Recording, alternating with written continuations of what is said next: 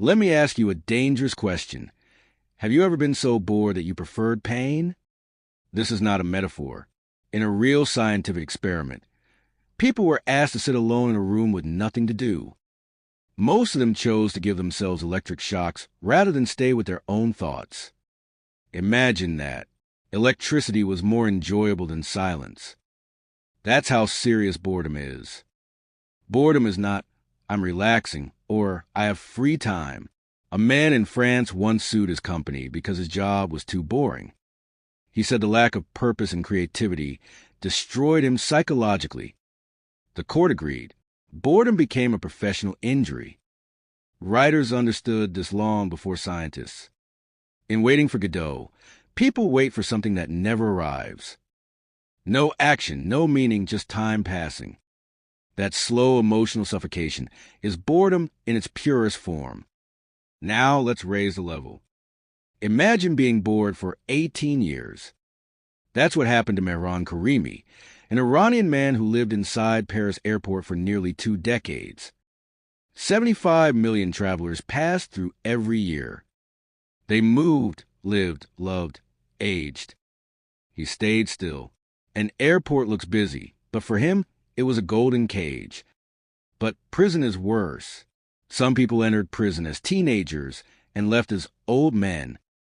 50 or 60 years of the same walls, the same routine, the same sounds. Time doesn't pass there. It piles up. And then there's the most destructive form of boredom humanity has ever invented, solitary confinement. One man spent 36 years alone in a cell. No faces, no conversations, no mirrors. When movement disappears, the prison stops being the walls. The prison becomes your own body. Sometimes the body itself is a cell. Think of Stephen Hawking, trapped in a chair for decades. Think of people with locked-in syndrome. Fully awake, fully conscious, unable to move, unable to speak. The mind alive, the body silent.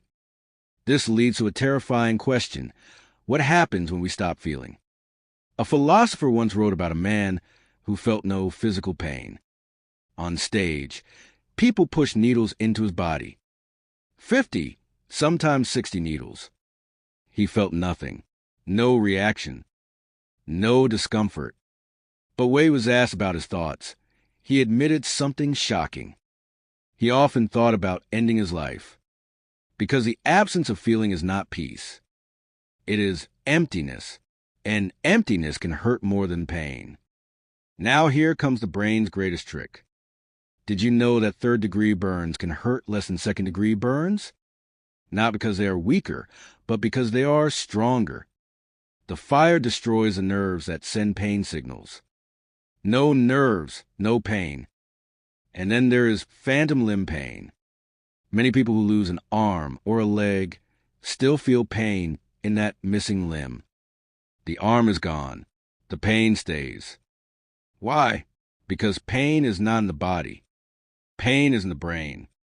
Here is the ultimate irony.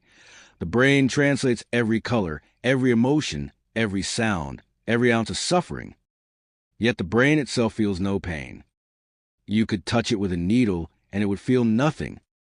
It is a silent machine that turns a cold world into the movie you experience as life. So what is boredom really? Philosopher Lars Svensson says boredom is not about having nothing to do. It is about not finding anything worth doing. It is the collapse of meaning. Whether you are stuck in an airport, a prison cell, or your own thoughts, your brain is the thing building your reality. When meaning disappears, boredom appears. And when boredom stays long enough, it becomes dangerous. So look for meaning, even small meaning, even temporary meaning, because the alternative is a very long, very quiet shock.